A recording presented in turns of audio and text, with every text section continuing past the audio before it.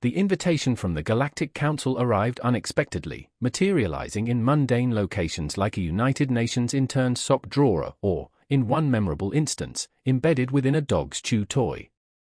When the message finally reached the appropriate authorities, humanity learned they were invited to the esteemed Galactic Gift Exchange. This council, known more for bureaucratic pedantry than magnanimity, they once spent 47 cycles debating the sentience of moss based on its sunlight requirements, hosted this ancient exchange, the origin of which was shrouded in mystery, with rumors involving an asteroid and a significant amount of interspecies shouting. Eager to demonstrate their neighborly goodwill, humanity readily accepted the invitation. Initial reactions were euphoric.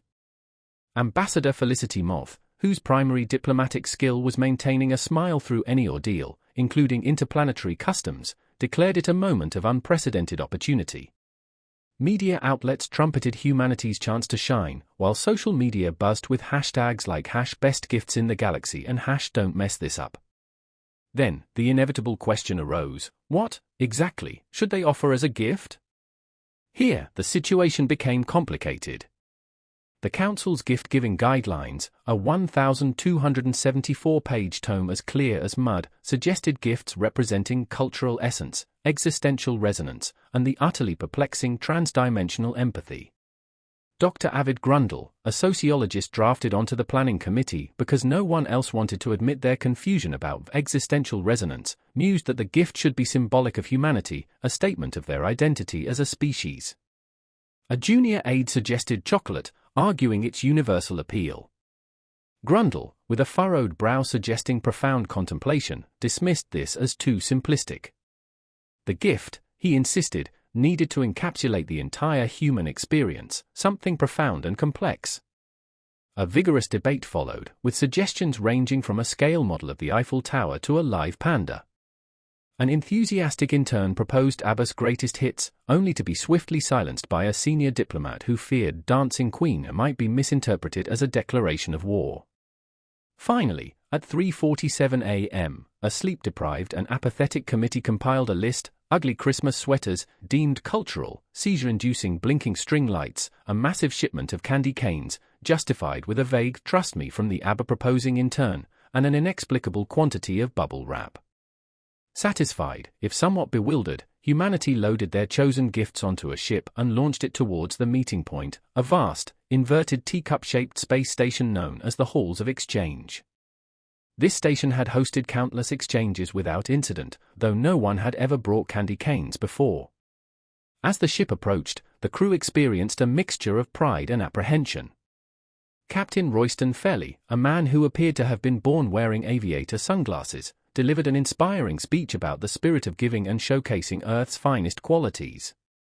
Meanwhile, his first officer, Leela Oku, quietly voiced a hope that no one was allergic to peppermint.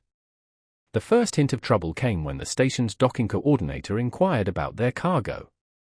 After a brief explanation, the coordinator echoed back, "Candy canes," with a tone blending confusion and mild alarm. Fairly, as if this were perfectly normal, replied, "Yes, they're sweet, festive, and shaped like weapons." What's not to love? Not entirely reassured, the coordinator activated the docking bay. As the humans disembarked, hauling their peculiar assortment of gifts, alien delegates observed from a distance. A three-eyed being, skepticism etched on its face, turned to its companion and asked, "Do you think they know what they're doing?" The companion, having seen enough human behavior on intergalactic news to form an opinion, replied, "No, but it's going to be fascinating." The halls of exchange were a dazzling spectacle, gleaming with polished metal and shimmering holographic projections. Delegates from across the galaxy presented their gifts with a solemnity suggesting the fate of star systems hung in the balance. An unspoken rule permeated the air: take this seriously or face eternal humiliation. Naturally, the humans arrived with a cart overflowing with blinking lights and sweaters so garish they offended the eye. Captain Felly strode confidently into the main chamber, sporting a sweater featuring a reindeer with lead antlers. Trailing behind him, Leela Oku lugged a sack of candy canes, her expression oscillating between mortification and the quiet resignation of someone who had long since ceased questioning the absurdity of her life. The rest of the human delegation followed, each carrying a bizarre assortment of earthly delights. Alien delegates stared, some recoiling as if confronted with live explosives. A jittery insectoid emitted a high-pitched whine upon seeing the blinking lights. "Are they blinking in a pattern?" whispered Delegate Ixlair, a translucent blob who communicated via bioluminescence. "That could be a battle code." "It's not a code," replied their companion, an avian creature whose feathers shimmered like heat waves. "It's just chaotic." But chaotic was an understatement. Humanity's unconventional offerings sparked a wave of bewilderment across the vast hall. Alien delegates, accustomed to the solemnity of the exchange, reacted with a mixture of alarm and fascination. The flashing lights induced a nervous twitch in a delicate insectoid diplomat, prompting whispers of coded messages and potential hostile intent. A translucent being, Delegate Ixlair, speculated that the rhythmic blinking might be a complex battle strategy. Their avian companion, however, dismissed the notion, attributing the display to simple human disorder. This disorder, however, was quickly escalating. Unaware of the growing apprehension, the human delegation enthusiastically arranged their gifts. Candy canes were piled into precarious towers, bubble wrap unfurled like a strange, crinkling carpet, and the flashing lights draped with a complete disregard for any semblance of fire safety. Captain Fairley, beaming with misplaced pride, declared their display festive, approachable, and distinctly human. Leela Oku, however, muttered under her breath about it being disturbingly human, as a candy cane pyramid toppled over in a sugary avalanche. Alien delegates observed the scene with a growing sense of unease. Some huddled together, debating whether the candy canes were primitive weapons or ceremonial tools.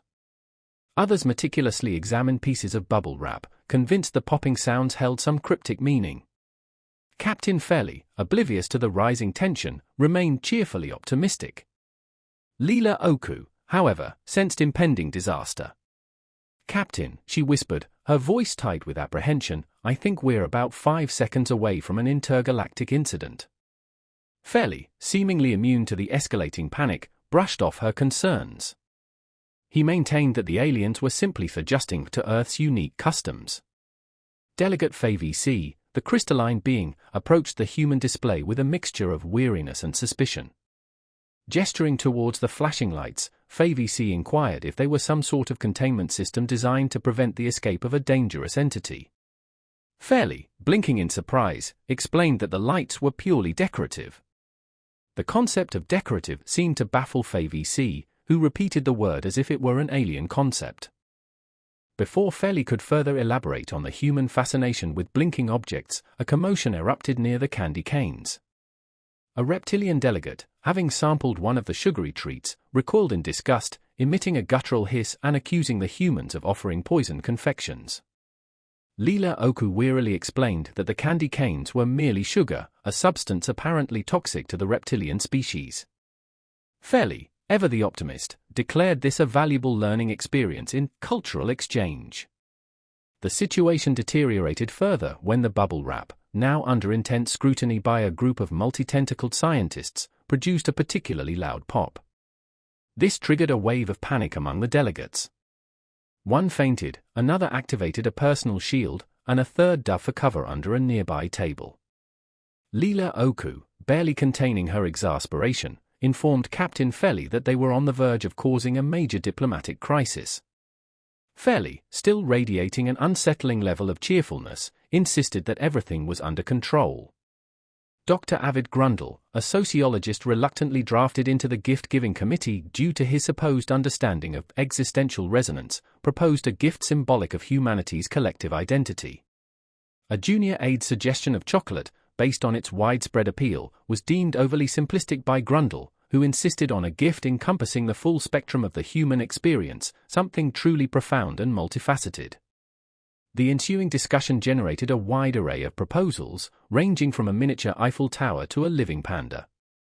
One enthusiastic intern championed ABBA's greatest hits, a suggestion swiftly vetoed by a senior diplomat concerned that Dancing Queen might be misconstrued as a hostile act. Exhausted and apathetic after hours of deliberation, the committee finally settled on a peculiar assortment of items at 3:47 a.m.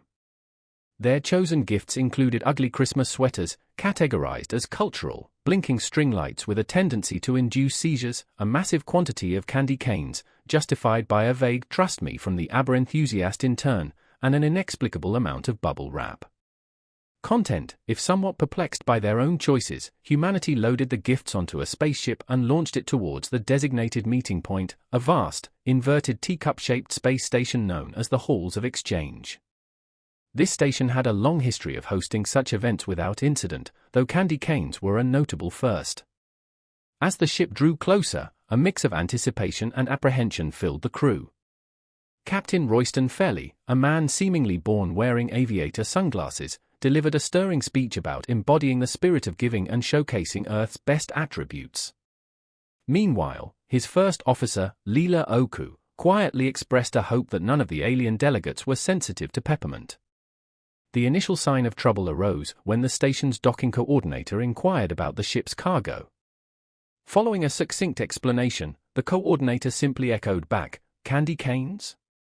Their tone conveyed a blend of bewilderment and slight alarm. Fairly, as if this were entirely normal, responded, "Yes, they're sweet, festive, and conveniently shaped like handheld weaponry." What's not to like? Unconvinced but nonetheless obligated, the coordinator granted access to the docking bay. As the humans disembarked, trailing their unusual collection of gifts, alien delegates observed from a safe remove. A three-eyed being, skepticism etched on its face, turned to its companion and inquired, "Do they have any idea what they're doing?" The companion, having witnessed enough human behavior on intergalactic news to form a jaded opinion, replied, "Absolutely not, but this is going to be spectacular." The halls of exchange were a breathtaking spectacle, shimmering with polished metal and holographic displays that seemed to ripple like liquid rainbows.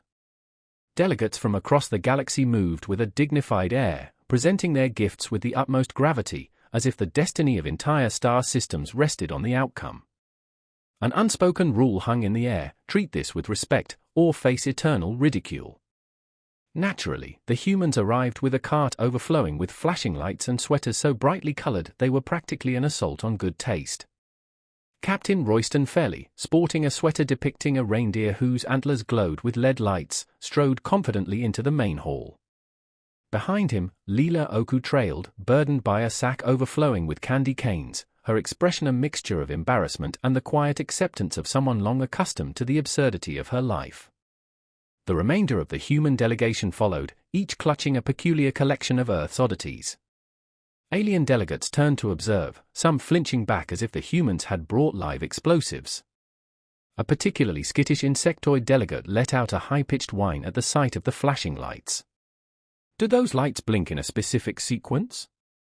Delegate Ixlair, a translucent being who communicated through bioluminescence, whispered. "It could be a coded message, a battle strategy." "It's not a code," replied their companion, a bird-like being whose feathers shimmered like heat waves. "It's simply chaotic." However, chaotic was putting it mildly. Oblivious to the rising apprehension, the human delegation enthusiastically began to arrange their gifts. Candy canes were precariously stacked into pyramids, bubble wrap was unfurled across the floor like some strange, crinkling rug, and the flashing lights were hung with a complete disregard for fire safety regulations. Captain Felly, beaming with misplaced pride, proclaimed their display festive, welcoming, and uniquely human. Leela Oku, meanwhile, muttered under her breath that it was disturbingly human as a candy cane pyramid teetered and then collapsed in a sugary landslide. Alien delegates observed the unfolding scene with increasing discomfort. Some huddled together, debating whether the candy canes were rudimentary weapons or ceremonial objects. Others meticulously examined pieces of bubble wrap, convinced the popping sounds held some hidden meaning. Captain Felly, unaware of the mounting tension, remained cheerfully upbeat. Leela Oku, however, sensed impending doom. "Captain," she whispered urgently, "I think we're moments away from a major diplomatic disaster." Felly, apparently immune to the spreading panic, dismissed her concerns. He insisted that the aliens were merely acclimating to Earth's distinct customs.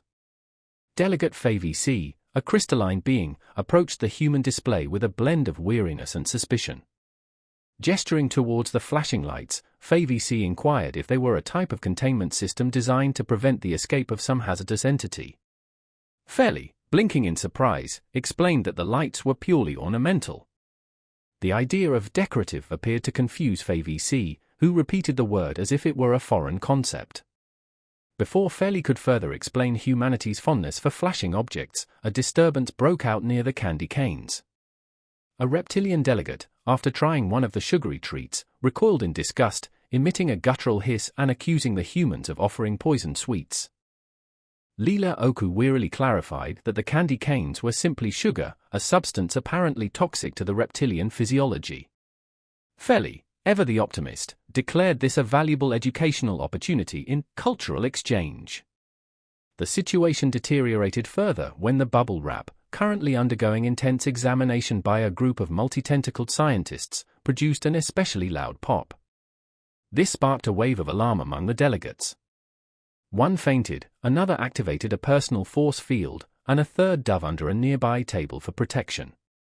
Leela Oku, barely containing her exasperation, informed Captain HFY that they were on the brink of causing a serious diplomatic incident. HFY, still exhibiting an unsettling level of cheerfulness, insisted that everything was perfectly under control. The halls of exchange were a breathtaking spectacle, shimmering with polished metal and holographic projections that danced like liquid rainbows. Delegates from all corners of the galaxy moved with a solemn grace, presenting their offerings with the utmost seriousness, as if the fate of entire star systems hinged on the outcome. An unspoken rule permeated the atmosphere: take this seriously, or face the consequences of eternal mockery. And, naturally, the humans arrived with a cart overflowing with flashing lights and sweaters so vibrant they were practically an affront to good taste. Captain HFY, adorned in a sweater featuring a reindeer whose antlers glowed with LED lights, marched confidently into the main hall. Following close behind, Leela Oku struggled under the weight of a sack overflowing with candy canes, her expression a mixture of deep embarrassment and the resigned acceptance of someone long accustomed to the absurdities of life. The rest of the human delegation trailed in their wake, each clutching a peculiar assortment of Earth's more unusual treasures. Alien delegates observed, some recoiling as if the humans had brought live explosives. One particularly nervous insectoid delegate emitted a high-pitched whine at the sight of the flashing, seizure-inducing lights. "Are those lights flashing in a specific pattern?" whispered Delegate Ixlair, a translucent being who communicated through bioluminescence. "It could be a coded message, a battle strategy." "It's not a code," replied their companion, a bird-like creature whose feathers shimmered like heat waves. "It's simply chaotic." Chaotic, however, was a vast understatement. Unaware of the growing apprehension around them, the human delegation enthusiastically began arranging their gifts. Candy canes were precariously balanced into towering pyramids, bubble wrap unfurled across the floor like a strange, crinkling carpet, and the flashing lights were draped everywhere with a complete disregard for even the most basic fire safety protocols. Captain HFY, beaming with misplaced pride, announced their display to be a festive, welcoming, and distinctly human. Leela Oku, meanwhile, muttered under her breath that it was more accurately disturbingly human, just as a candy cane pyramid teetered and then collapsed in a sugary avalanche. The alien delegates observed the unfolding scene with mounting discomfort. Some huddled together, debating amongst themselves whether the candy canes were rudimentary weapons or perhaps ceremonial objects. Others meticulously examined pieces of bubble wrap, convinced that the popping sounds held some kind of hidden, cryptic significance. Captain HFY, oblivious to the escalating tension, remained relentlessly cheerful. Leela Oku, however, sensed impending doom. "Captain," she whispered urgently, "I think we're just moments away from a major diplomatic disaster." HFY, seemingly impervious to the spreading panic, waved away her concerns. He insisted that the aliens were merely acclimating to Earth's unique cultural expressions. Delegate HFY, a crystalline being, approached the human display with a mixture of weariness and suspicion. Gesturing towards the pulsating lights, HFY inquired if they were perhaps some sort of containment system, designed to prevent the escape of a dangerous entity. HFY, blinking in surprise, explained that the lights were purely decorative. The concept of decorative seemed utterly foreign to HFY, who repeated the word as if testing its flavor. Before Feli could further elaborate on humanity's peculiar fascination with blinking objects, a disturbance erupted near the candy canes. A reptilian delegate, having sampled one of the sugary treats, recoiled in disgust, emitting a guttural hiss and accusing the humans of offering poison confections. Leela Oku wearily explained that the candy canes were merely sugar, a substance apparently quite toxic to the reptilian species. Feli, ever the optimist, declared this a valuable learning opportunity in cross-cultural understanding. The situation continued to deteriorate when the bubble wrap, now under intense scrutiny from a group of multi-tentacled scientists, produced a particularly loud pop. This triggered a fresh wave of panic amongst the assembled delegates. One fainted, another activated a personal force field, and a third dove for cover under a nearby table. Leela Oku, barely containing her exasperation, informed Captain Feli that they were now on the verge of causing a serious intergalactic incident.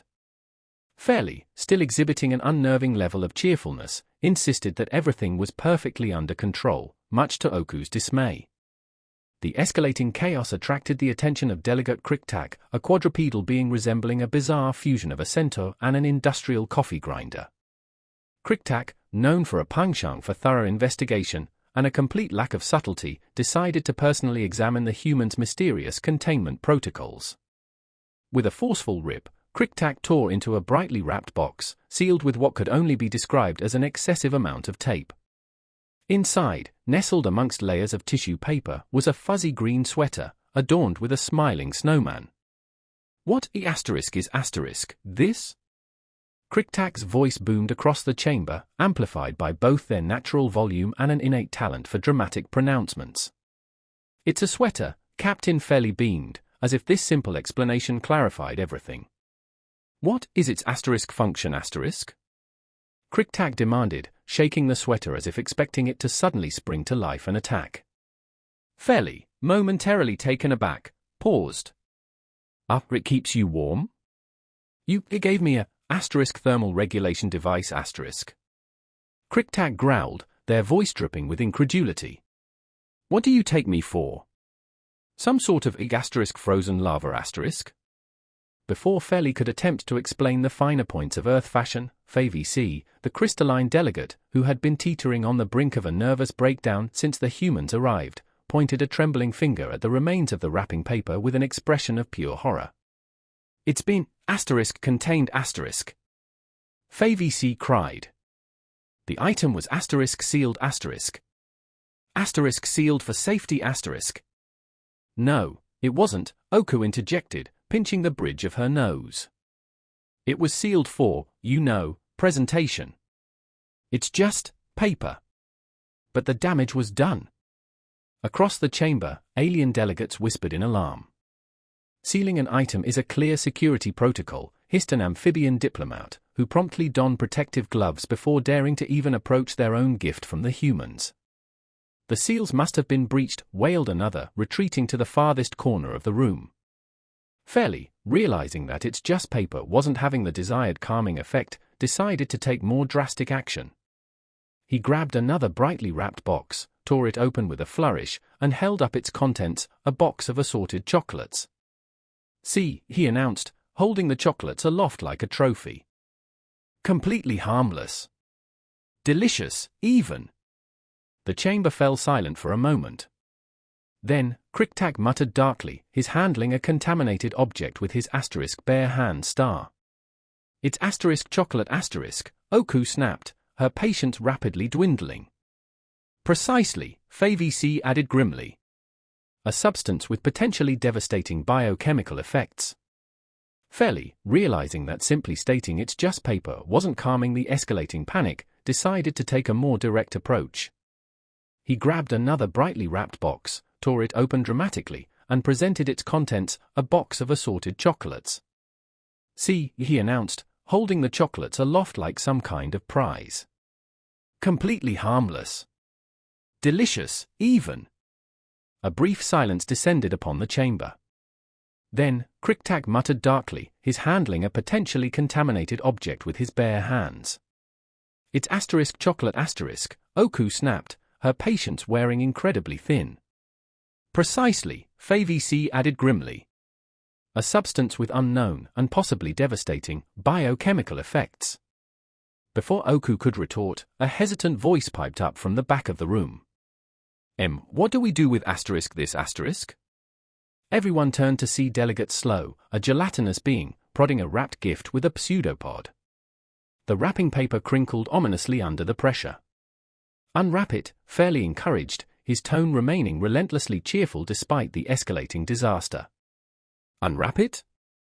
Slow asked, utterly perplexed. You mean, remove the containment? Yes, Fairly exclaimed, apparently oblivious to the concept of protective gear. Slow hesitated for a long, gelatinous moment before cautiously peeling away the wrapping paper. The gift inside, a miniature snow globe depicting a quaint Earth village, sparkled innocently. Slow tilted their translucent head, allowing the globe's contents to swirl with artificial snow. It's imprisoning weather patterns, Slow gasped, sounding genuinely alarmed. It's a snow globe, Oku muttered under her breath, her voice dangerously low. It's decorative, she added, trying to sound patient. Decorative? Why do you humans insist on containing everything asterisk? FayVC demanded, gesturing wildly at the assortment of boxes and wrapping paper scattered across the chamber.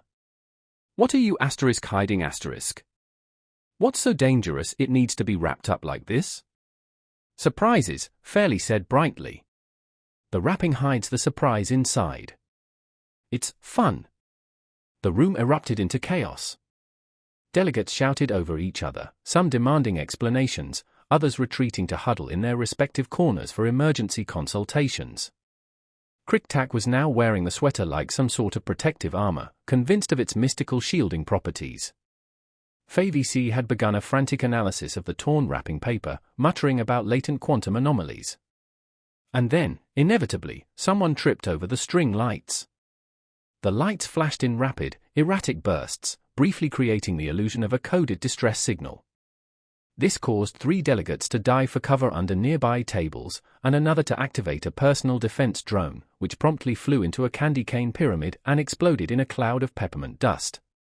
Fairly clapped his hands, attempting to regain control. Let's all calm down. This is a gift exchange, not, he was cut off by Oku.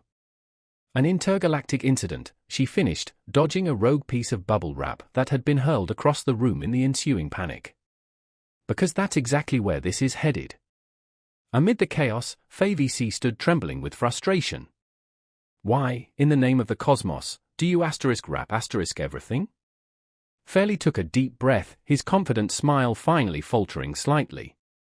Because, he said, with the unwavering conviction of someone who had never even considered the question before, it makes the gift more exciting. The room fell silent. Alien delegates stared at him as if he had suddenly sprouted a second head. Then, from somewhere in the back, Slow's voice rose again. That sounds horribly inefficient. It was hard to argue with that. As the human contributions continued to spark varying degrees of panic and bewilderment, the time finally arrived for the reciprocal exchange of gifts. Captain Fairly, still radiating an almost unnerving level of optimism despite the escalating chaos, approached the first alien offering with the wide-eyed enthusiasm of an explorer on the verge of discovering some profound universal truth, blissfully unaware that the universe was about to deliver a metaphorical, and potentially literal, slap in the face. The first gift, presented by the Bugra Confederation, a species known for its advanced biochemistry and a disconcerting tendency to underestimate other species' oxygen requirements, was an opaque, pulsating jar labeled only with an alien script that roughly translated to live plasma eel, handle with extreme caution. Handle with extreme caution, Fairly read aloud, a flicker of apprehension finally crossing his features. Well, that sounds promising. It is a sacred delicacy, the Bugra representative explained, their towering form and rigid posture radiating an air of offended dignity at Fairly's apparent lack of reverence. Fairly peered into the jar, which vibrated slightly as a flickering, eel-like creature slithered within, leaving trails of luminous plasma in its wake. It is only edible during specific lunar alignments, the Bugra continued solemnly, otherwise, it becomes highly unstable. Fairly blinked. And what happens if it's not consumed during the correct alignment? The Bugra hesitated. It detonates. Fantastic, Oku muttered under her breath. The next offering, from the Thyans, a species renowned for their minimalist artistic sensibilities and a complete inability to grasp the concept of relaxation, was a living sculpture, a mass of crystalline filaments that seemed to grow and shift in response to the ambient noise of the hall. Initially, the sculpture was mesmerizing, until it began emitting a low, resonant hum that vibrated unpleasantly through everyone's teeth. "It is a masterpiece," the Thene delegate declared proudly. "Is it supposed to be this aggressive?" Fairly asked, attempting to maintain a pleasant expression despite the clear discomfort he was experiencing. "The hum is a meditative frequency," the Thene explained patiently, as if this were obvious. "It aligns your internal energies." "Feels like it's aligning my kidneys," Oku muttered. The situation only progressed from there. The Zabel Consortium presented what they described as a contained star fragment, housed within a flickering energy field that crackled ominously. The humans were explicitly instructed not to touch it, breathe near it, or even think about it too intensely, as it was prone to spontaneous destabilization under existential pressure. "What does that even mean?" Feli whispered to Oku. "Don't ask questions you don't want answered," she replied tersely. Next came the Grisar, a species infamous for their eccentric sense of value. Their offering was a single grain of sand, encased within a cube of seemingly indestructible material. The Grisar delegate explained that it was a fragment of their home world, one of the last remaining grains after their sun had gone supernova. It was, they assured the humans, a gift of immeasurable worth. "That's touching," Feli said awkwardly, unsure how to respond to such a monumental gesture. "It also might be radioactive," Oku pointed out, eyeing the faint glow emanating from the cube. The gifts continued to arrive, singing spores from the planet Draw that harmonized in a way that could either soothe the soul or induce madness, a biomechanical orb from the Tal hive that supposedly contained ancient wisdom, but stubbornly refused to interact with any form of human communication, and, of course, the RID's contribution, a jar of what could only be described as sentient goo, which persistently attempted to escape its confinement by vibrating the lid. By the time the humans had unwrapped, or, in some cases, cautiously deactivated, their final gift, a ceremonial blade the size of a surfboard that emitted a piercing shriek when held, Fairley was still grinning, though the expression had taken on a distinctly strained quality. "These are incredible," he said, his voice wavering slightly. "You sound unconvinced," FAVC remarked, still recovering from their encounter with the bubble wrap. No, Fairley insisted. "It's just fascinating to see what everyone considers a meaningful gift." "It is not about the gift itself," FAVC replied with an air of galactic superiority. "It is about the gesture." Fairley glanced at the human display of blinking lights and candy canes, which had now become the subject of intense alien debate. "Right," he said slowly. "The gesture." At that moment, the plasma eel jar emitted a faint pop, drawing everyone's attention. The eel within flared brightly, and for a brief, terrifying instant, it looked as if it might breach containment. "I thought you said this thing was stable," Oku hissed at the Bagrai representative. "It is," they replied, a little too defensively. "Mostly." The eel settled down, but the tension in the room remained palpable. Fairley took a deep breath, turning to face the room full of bewildered, irritated, and mildly terrified delegates. "Well," he said, forcing a smile, "I think this exchange is going great."